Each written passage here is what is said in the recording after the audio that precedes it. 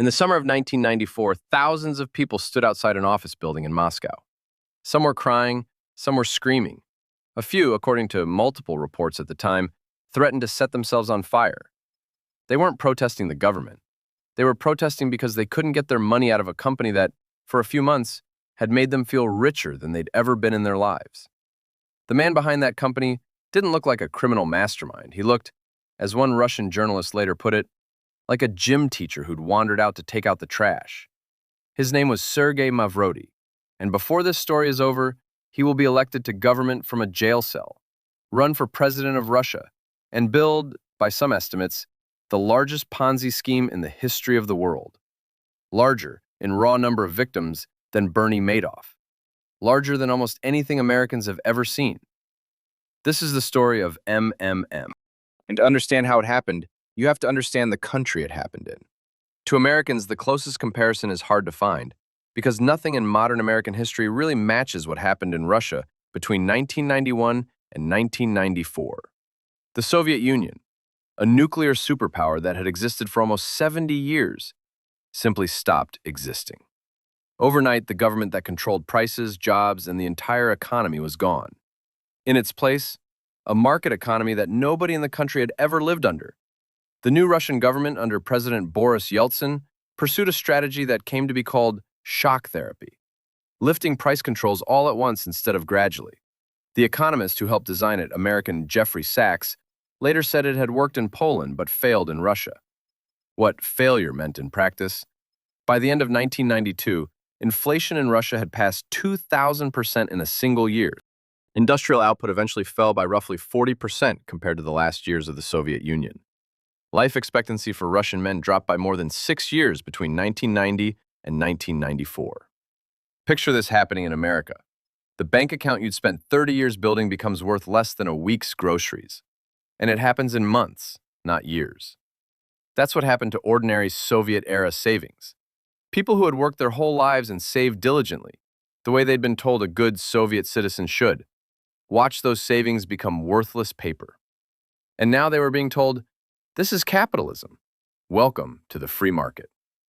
Nobody in Russia had grown up with stock markets, mutual funds, or investment banks. There was no FDIC, no SEC, no 4 decades of don't trust an investment that sounds too good to be true, folk wisdom passed down at the dinner table.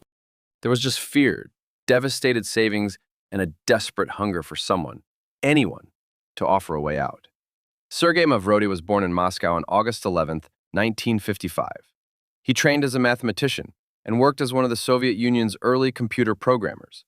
He'd already brushed against the law once, arrested in 1983 for illegal economic activity, held for 10 days, in an era when almost any private business was technically illegal under Soviet law. In 1989, as the Soviet system was loosening its grip, Mavrodi started a company with his brother Vyacheslav Mavrodi and a woman named Olga Melnikova. They called it MMM, simply the first letters of their 3 last names. At first, MMM wasn't a scam at all. It imported computers and office equipment, taking advantage of a country suddenly hungry for Western technology. For a while, it was just a business. In January 1992, tax police accused MMM of tax evasion. That investigation crippled MMM's internal banking arm and made it hard for the company to keep financing its import business. Mavrodi tried selling American stocks to Russian investors. That didn't take off either.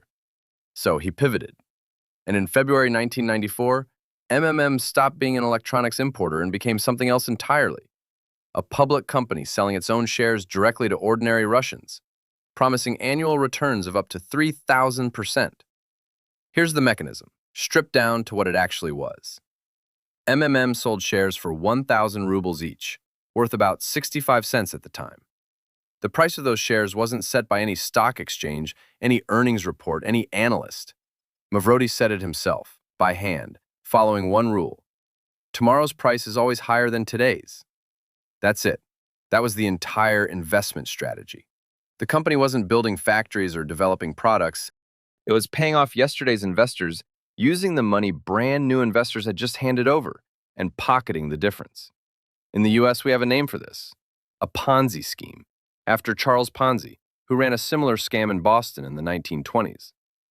Bernie Madoff would later run a more sophisticated version of the same basic idea on Wall Street. What made MMM different from a small-time street hustle was scale, and the engine behind that scale was television. MMM ran an aggressive ad campaign with the slogan, "There are no problems at MMM." The ads became part of Russian pop culture. Mavrodi himself became, in the words of one state newspaper, one of the most recognized faces in the country. By July 1994, the share price had climbed from roughly 1,600 rubles in February to about 115,000 rubles, a price increase Mavrodi controlled entirely by decree, not by any market force.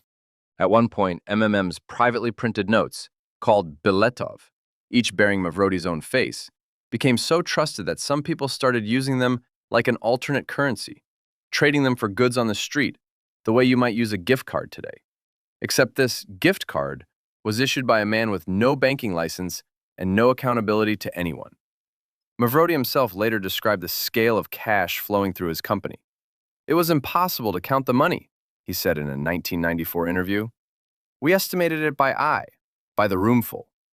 At its peak, the company was reportedly taking in millions of US dollars a day from ordinary citizens, teachers, retirees, factory workers, buying shares in a company that made nothing, built nothing, and earned nothing, except what the next round of investors brought in. And it wasn't just MMM. Mavrodi's success inspired copycats.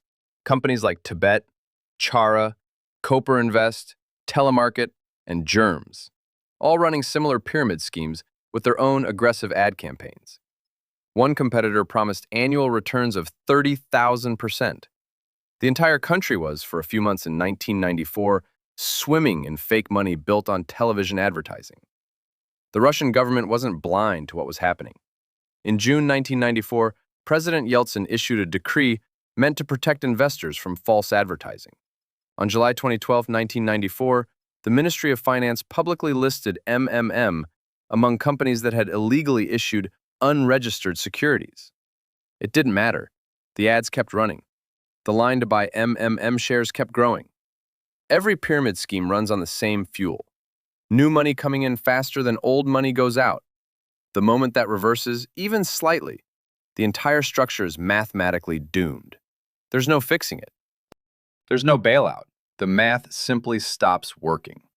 In late July 1994, the flow of new investors started slowing relative to the number of people trying to cash out. MMM's share price, which had been climbing toward 125,000 rubles, started to break down. MMM shares collapsed from around 115,000 rubles to roughly 1,000 rubles, essentially back to where they'd started, except now there were millions of people holding shares instead of a few thousand. Thousands of investors gathered outside MMM's headquarters in Moscow. Riot police had to intervene. Some investors, overwhelmed by the loss of their life savings, reportedly threatened self-immolation in protest. By the company's own later admission to investigators, its subsidiary Invest Consulting alone owed more than 50 billion rubles in unpaid taxes, about $23 million at the time. Estimates of what MMM owed investors ranged anywhere from $50 million to as much as $1.5 billion, depending on which figures you believe. There was never a single clean number, because there was never a real set of books. And here's where Mavrodi's defining trait shows up. Instead of apologizing, he redirected the anger. He told furious investors that the government, not him, was responsible for their losses. "What taxes?" he reportedly said when first accused. "If the authorities claim it is a pyramid scheme, does it mean then that I didn't give them their share? Are they out of their minds?" It worked, at least for a while. A group calling itself the Union of Defense of the Rights of MMM Shareholders formed. And instead of targeting Mavrodi, it tried to organize 1 million signatures for a no-confidence vote against Yeltsin's government. On August 4, 1994, Mavrodi was arrested, not for fraud, but for tax evasion, a charge that sidestepped the harder-to-prove allegations around the pyramid scheme itself. Then Mavrodi did something that, to an American audience, sounds almost impossible. While under arrest and investigation, he ran for a vacant seat in Russia's national parliament, the State Duma, and won. Many of his own victims voted for him, hoping that if he had parliamentary power, he might somehow get their money back. Under Russian law at the time, a sitting member of parliament had immunity from prosecution. Mavrodi went from a jail cell to a government office in one election. He showed up to the Duma exactly once, to vote against a motion to strip away his own immunity. He even tried to run for president of Russia in 1996.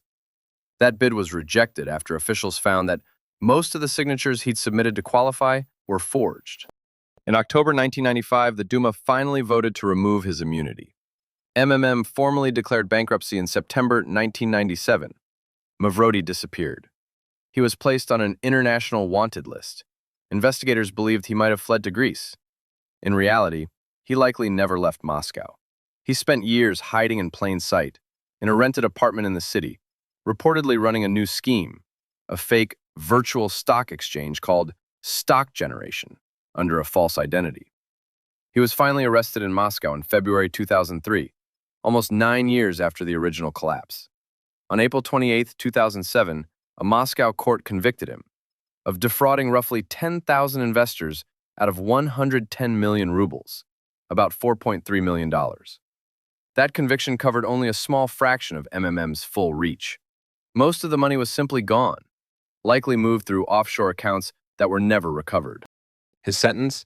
4.5 years in a penal colony, plus a fine of 10,000 rubles, about $390.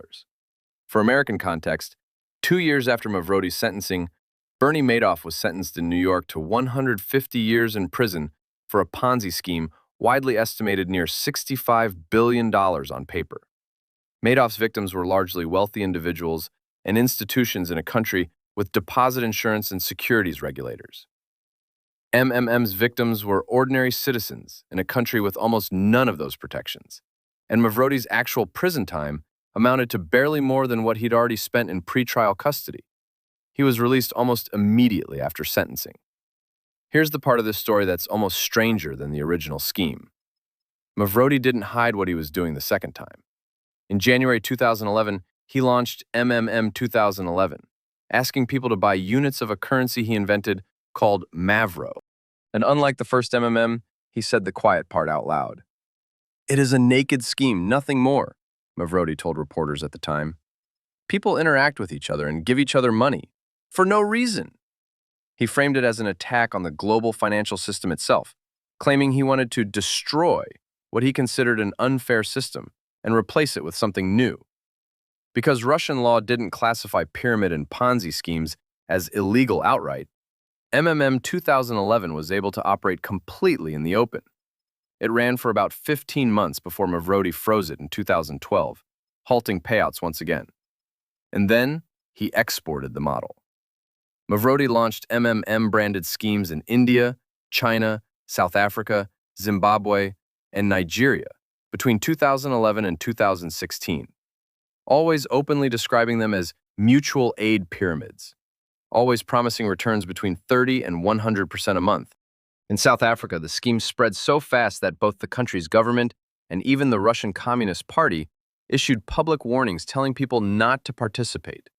Authorities eventually froze MMM-linked accounts in Zimbabwe in 2016 and in Nigeria in December 2016, though the Nigerian operation resumed just weeks later in January 2017.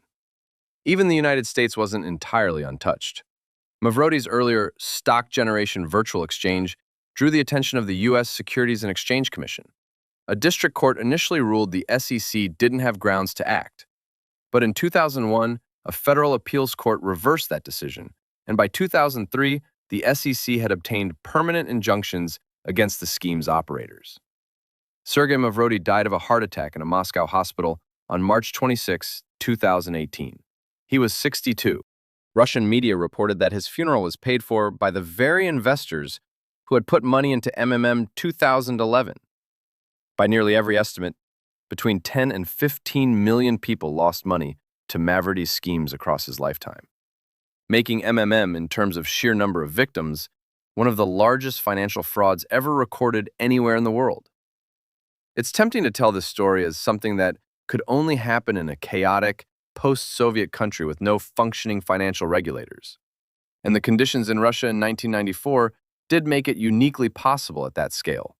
But the mechanism itself, promise impossible returns, pay early investors with new investors' money, advertise aggressively, and outrun the math for as long as possible, is not a Russian invention. It's Charles Ponzi's Boston in the 1920s. It's Bernie Madoff's Manhattan. It's cryptocurrency schemes that, even now, promise guaranteed monthly returns that no legitimate investment can produce. The lesson Sergei Mavrodi's life leaves behind isn't really about Russia. It's about what happens to any population, anywhere, when the promise of easy money meets people who've already lost faith that the system will protect them. He didn't invent that vulnerability. He just understood it better than almost anyone in history, and he used it more than once until the day he died.